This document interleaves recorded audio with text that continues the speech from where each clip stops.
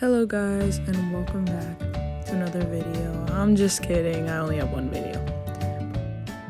Today we're gonna learn about atomic radius. And so, the big question, what is atomic radius? Well, I'll tell you in this video. Atomic radius is the distance between the center and the outermost shell of electrons. And now that we have a more basic definition, let's go over the trends of atomic radius on the periodic table. And as you can see right now, I'm trying to draw the periodic table the best that I can. Just a little outline. But from left to right, the atomic radius has a trend of decreasing. And why is that? Well, let's start small. Let's start with protons, electrons, and neutrons. Each atom has one or more protons, electrons, or neutrons. And protons have a strong nuclear force, meaning that they are very attractive. Their positive charge attracts electrons and neutrons. My old chemistry teacher taught us a way of thinking about this. He said, imagine that each proton is a babysitter, and each electron is a child that they're taking care of. He said, the more babysitters you have, the closer the children will be to them.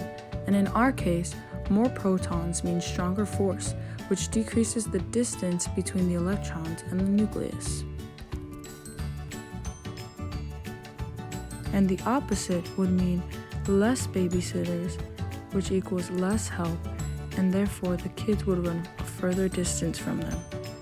And that's the same with less protons. There are less protons, then there's going to be a less attractive force, and so those electrons are a lot farther from them. Let's take potassium and calcium as an example. Potassium and calcium are in the same period on the periodic table.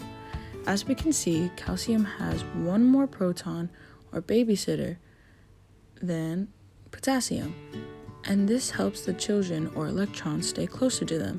And we can see that this is true because calcium has a smaller radius than potassium. So we see how much changing just one proton can do to an atomic radius. The next trend that we're going to talk about is going down the periodic table. And as I continue to try to draw another periodic table, we see that as you go down a group, the atomic radius actually increases.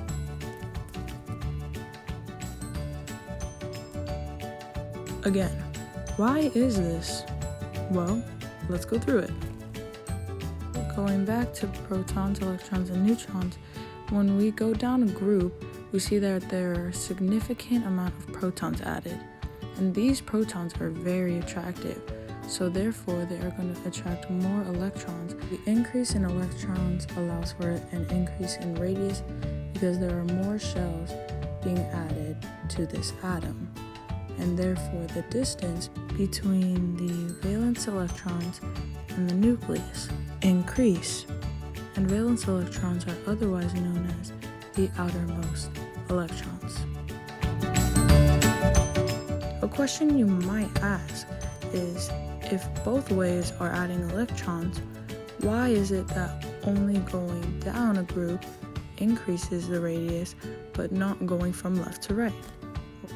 Let's talk about it. Following off our last example, if we go down group 1, we see that hydrogen to lithium is an increase by 2 protons. Lithium to sodium is increasing by 8 protons, and sodium and potassium are increasing by 8 protons again.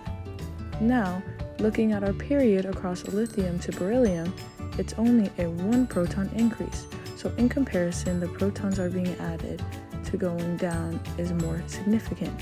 So there is a larger jump from smaller to larger radius, because along with protons also comes electrons, which can explain the trend of going down a group and seeing the atomic radius increase. Well, I hope you learned more about the atomic radius and the trends that follow it. Thank you for watching.